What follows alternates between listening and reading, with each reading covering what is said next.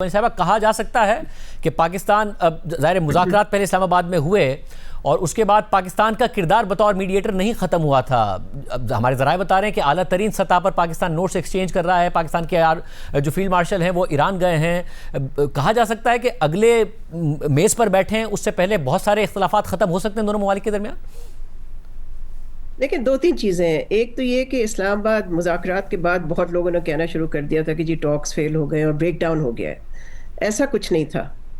Break through واقعی نہیں ہوا لیکن پیش رفت ہوئی اور میرا خیال ہے فیصلہ یہی کیا گیا کہ کمیونیکیشن ول کنٹینیو اور وہی ہوا. اور اب آپ دیکھ رہے ہیں کہ جو سفارتی کوششیں ہیں وہ کلائمیکس پہ پہنچنے والی ہیں, میں یہی کہوں گی, اور وہ تیزی اختیار کر گئی ہیں. ہمارے فیلڈ مارشل صاحب جو ہیں وہ ہیں تہران میں جیسے آپ نے کہا, اور پرائم منسٹر جو ہیں وہ عرب ملکوں کا دورہ کر رہے ہیں, ٹرکی کا بھی, اور مقصد یہی ہے کہ to take the peace effort to its logical conclusion. اور یہ نظر آتا ہے کہ دونوں اطراف سے ایران بھی اور امریکہ بھی اب چاہتے ہیں کہ جنگ ختم ہو, اور ظاہر اب ایران چاہتا ہے کہ پرماننٹ سیز فائر ہو. یہ نہ ہو رہا ہو کہ جب دل چاہے اسرائیل کا اٹھ کر حملہ کر دے اور پھر ان کے ایسٹس بھی انفریز ہوں, اور امریکہ کی بھی کچھ ڈیمانڈز ہیں, مگر دونوں چاہتے ہیں کہ بس جنگ ختم ہو.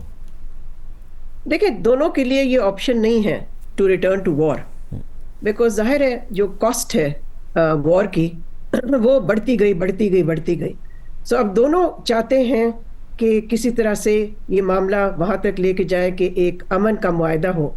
اور میں سمجھتی ہوں کہ لچک کافی دکھا رہے ہیں دونوں ملک, مگر ابھی بھی there are some final points جن پہ ابھی اگریمنٹ ہونی باقی ہے.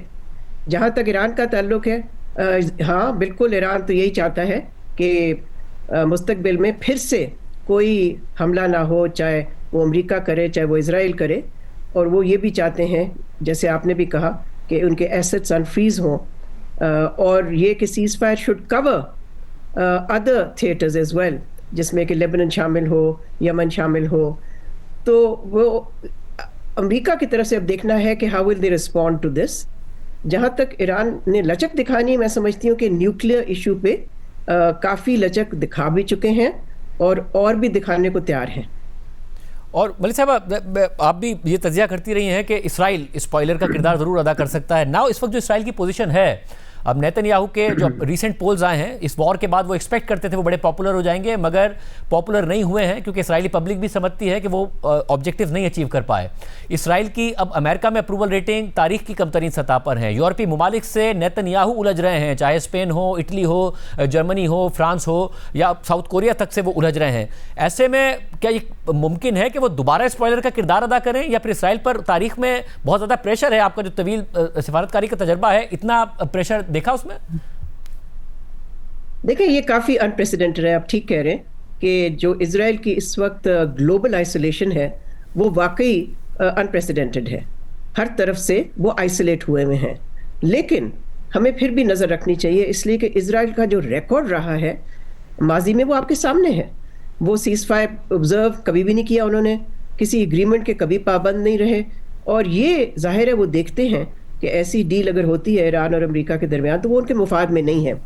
لیکن یہ ضرور ہے کہ ان کا جو سپر پاور بیکر ہے امریکہ, وہاں جو ان کی جو پوزیشن جو ہے کمزور جس طرح سے ہوئی ہے اسرائیل کی, ہر اوپینین پول یہی دکھا رہا ہے کہ امریکن پبلک اوپینین اب خلاف ہے, انفیوریبل ان کا ویو ہے. بلکہ جو لیٹسٹ پیو ریسرچ سینٹر کی پول ہے, سروے ہے, اس میں ہے کہ 60% of Americans have an unfavourable negative view of Israel. So آپ اس سے اندازہ لگائیں, بیکاز صرف ایران کی جنگ کے حوالے سے نہیں ہوا, یہ ہوا ہے آن دا بیک آف اسرائیلز جینوسائڈل وار ان غازہ. وہاں سے یہ قصہ شروع ہوتا ہے کہ ان کی جو گلوبل اسٹینڈنگ ہے یا آپ کہہ لیجیے گلوبل سپورٹ ہے وہ ڈیمینش ہوتی گئی, خاص طور پہ یورپین ملکوں سے, اور امریکن پبلک اوپینین بالکل شفٹ کر گئی ہے اگینسٹ اسرائیل.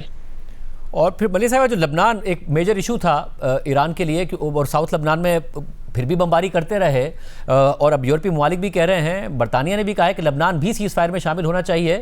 یہ ممکن ہے کہ پھر لبنان میں بھی امن آ جائے اور رک جائے نیتن یاہو؟ دیکھیں یہ سب ڈپینڈ کرتا ہے امریکہ کتنا پریشر ڈالتا ہے. میرا خیال ہے صدر ٹرمپ اگر واقعی وہ ایک ڈیل چاہتے ہیں، جو میں سمجھتی ہوں کہ وہ چاہتے ہیں، ایک امن کا معاہدہ ایران کے ساتھ، تو پھر ظاہر ہے ان کے انٹرسٹ میں یہ ہوگا نا کہ وہ اسرائیل کو رین ان کریں. لیکن اب کتنا وہ اپنا لیوریج استعمال کرتے ہیں اسرائیل پہ، اور اسرائیل کتنا ان کی سنتا ہے، یہ اب دیکھنے کی بات ہے. لیکن اگر وہ چاہیں تو he can make Israel compliant with whatever deal will emerge.